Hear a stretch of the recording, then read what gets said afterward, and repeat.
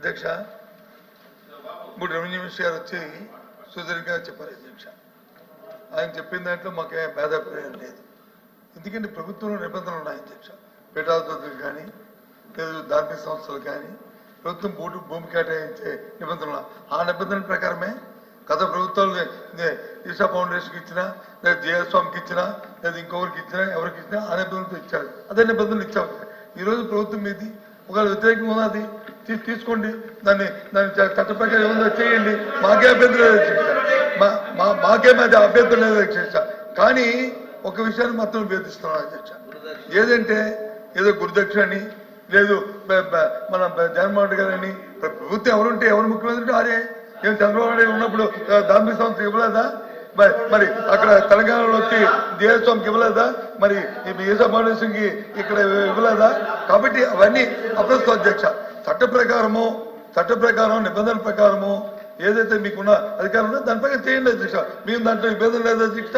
100% మేము దాన్ని సమర్థిస్తాం అధ్యక్ష. తప్పు ఏం జరిగితే తప్పు సర్దించుకోండి. అంతేగాని ఈ విధంగా వ్యక్తిగతంగా మాత్రం మాట్లాడడం మాత్రం అది తగదని గౌరవ మంత్రి గారు తెలియజేస్తాం. మంత్రి గారు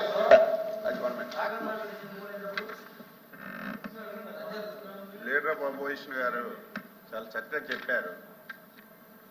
ఎవరైనా ఇవ్వచ్చు. ప్రభుత్వం అనేది స్పిరిచువల్ సెంటర్కి కానీ లేకపోతే మిగతా సంస్థలకు ఇవ్వచ్చు. నిబంధనలు ఉంటాయి.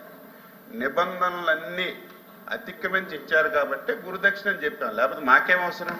ఈశా ఫౌండేషన్ అంటున్నారు అందరూ సభ్యులందరూ ఈశా ఫౌండేషన్ అంటున్నారు.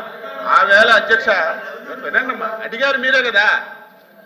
ఆ వేళ స్పిరిచువల్ సెంటర్ అని చెప్పి ఈశా ఫౌండేషన్కి ఇచ్చామమ్మా అధ్యక్ష. ఇచ్చేటప్పుడు ఎవరైనా సరే ఒక కంపెనీకి ఇచ్చినా, ఒక సంస్థకి ఇచ్చినా, ఒక ఎక్స్కి ఇచ్చినా, ఒక వైకి ఇచ్చినా సరే కొన్ని కండిషన్స్ ఉంటాయి. ఇన్ని రోజుల్లో ఇది కట్టాలి, ఇన్ని రోజుల్లో ఇది కట్టకపోతే మళ్ళీ రెజ్యూమ్ చేసుకోవాలి. మేము ఎప్పుడైతే ఇచ్చామో వాళ్ళు యాక్టివిటీ చేయలేదు అధ్యక్ష. చేసుకోకపోతే మొన్న 29/10/2024 మళ్ళీ భూమి వెనక్కి తీసుకున్నాం అధ్యక్ష. నాకు ఎవరు చెప్పారు? మీరు నిబంధనల ప్రకారం కట్టకపోతే తీసుకోవాలి కాబట్టి తీసుకున్నాం. లేకపోతే శారదాపేటకి మీరేంటి మొత్తం నిబంధనలన్నీ ఉల్లంఘించారు. ఆ రోజు ఎవరైతే అధికార యంత్రాంగం ఇచ్చిన ఒక్క చూసిన కూడా అధికారం ఉంది, క్యాబినెట్లు ఉన్నాయి, మొత్తం చేసేస్తామని చెప్పి ఇష్టానుసారం చేశారు కాబట్టి గురుదక్షిణ అని చెప్పాం. ఆ రోజు ఒక స్పిరిచువల్ సెంటర్ గా ఇచ్చాం విశాఖకి. వాళ్ళు ఏదైతే యాక్టివిటీ చేయలేదో మీరు అడగలేదు, యాక్టివిటీ చేయలేదు కాబట్టి మేమే మళ్ళా భూమి వెనక్కి తీసుకున్నాం అధ్యక్ష. మొన్నను అది ప్రభుత్వం అది చేసింది తప్పు. మళ్ళీ దాన్ని సమర్థించుకోవడం, దానికి ప్రతిదానికి లెగడం, దానికి ఏదో మళ్ళీ మేమే శ్రీరామచంద్రులను ఏమీ చేయలేదు, మంత్రులందరూ తప్పుడు మాట్లాడుతున్నారని ఇలా మాట్లాడటం మంచి విధానం కాదు. చేసిన తప్పు ఒప్పుకోండి, కొంతైనా మీకు మంచి జరుగుతుంది.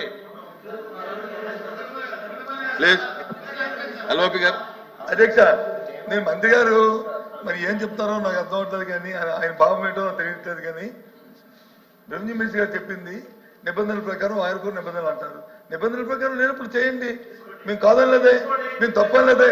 కానీ ఏదైతే మీరు గురుదక్షిణ అని పేరు చెప్పారో నేను దానికి నా ఆక్షేపం తెలియజేస్తాను, నా అభ్యంతరం తెలియజేస్తాను తప్ప నేనేమి నిబంధనల ప్రకారం లేకపోతే కట్టలేదు, మీ ఇచ్చి సంవత్సరం అయింది కట్టలేదు, కట్టకపోతే నిబంధనల ప్రకారం లేనప్పుడు రిజ్యూమ్ చేసుకోండి. ఎవరొస్తున్నారు? మీరే కదా ప్రభుత్వం.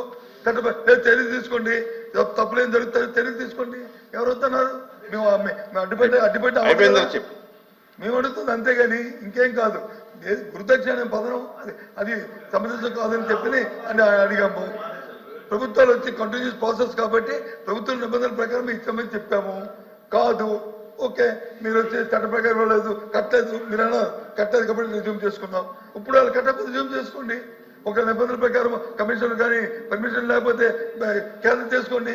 ఎవరు వస్తున్నారు అధ్యక్ష? మేము వద్దన్నాం కదా. మీ చట్టం మీద ప్రభుత్వం మీకు ప్రజలు అధికారం ఇచ్చారు కదా, చట్ట ప్రకారం యాక్ట్ చేయండి. We are not against. కానీ ఆపాదించొద్దు దయచేసి. దాన్ని ద్వంద్వంతో ఆపాదించడం, కించపరచడం, ఆ పదాలు వాడొద్దని చెప్పి నేను రిక్వెస్ట్ చేశాను. నేను చెప్పింది గౌరవ ఎల్ఓపి గారు చెప్పిందే చెప్తూ అడుగుతా అధ్యక్ష. నేను చాలా క్లియర్ 2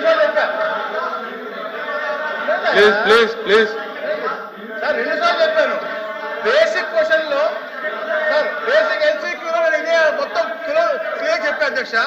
మళ్ళా సప్లిమెంటరీలో చాలా క్లియర్ చెప్పాను. ఎన్ని ఉల్లంఘనలు జరిగినా మీరు ఎందుకు ఇచ్చారు? ఎందుకంటే అడిగింది వేద పాఠశాల కోసం, దాని కమర్షియల్ యాక్టివిటీస్ కోసం అడిగారు. మళ్ళా ఈ ల్యాండ్ బాగాలేదు, ల్యాండ్ మార్చమని అడిగారు. అది చెప్పాను నేను. మళ్ళా ఉత్తరాధికారికి ఇచ్చారు. అసలు శారదాపు ట్రస్టీ ఎవరు, ఎవరికైనా ఇస్తున్నారు, ఎవరికైనా ఇచ్చారు, అది ఉల్లంఘించారు. ఇట్లా అన్ని అంశాలు ఉల్లంఘించారు కాబట్టి చేశామని చెప్పాను. ఇన్ని ఉల్లంఘించినా కూడా అంత గట్టిగా ఇచ్చారు కాబట్టి గురుగారు కాబట్టి గురుదక్షిణ ఇచ్చారు. ఈ గురుదక్షిణ ఇవ్వాలని కూడా పులివెందులు ఇచ్చుకోండి, ఇక్కడ కాదు అని చెప్పాను. Please please no controversy. Please మంత్రి గారు ప్లీజ్. ధన్యవాదాలు అధ్యక్ష. ఇక్కడ 4 ప్రశ్నలు అడగబడింది. ఏబీ ప్రశ్నకు సమాధానం. Nellimarla jute mills private limited, Nellimarla, Vizianagaram జిల్లా, ప్రస్తుతం lime light commercial private limited ఆధ్వర్యంలో నడుస్తుంది. సుమారు 1500 మంది ఉద్యోగాలు పనిచేస్తున్నారు.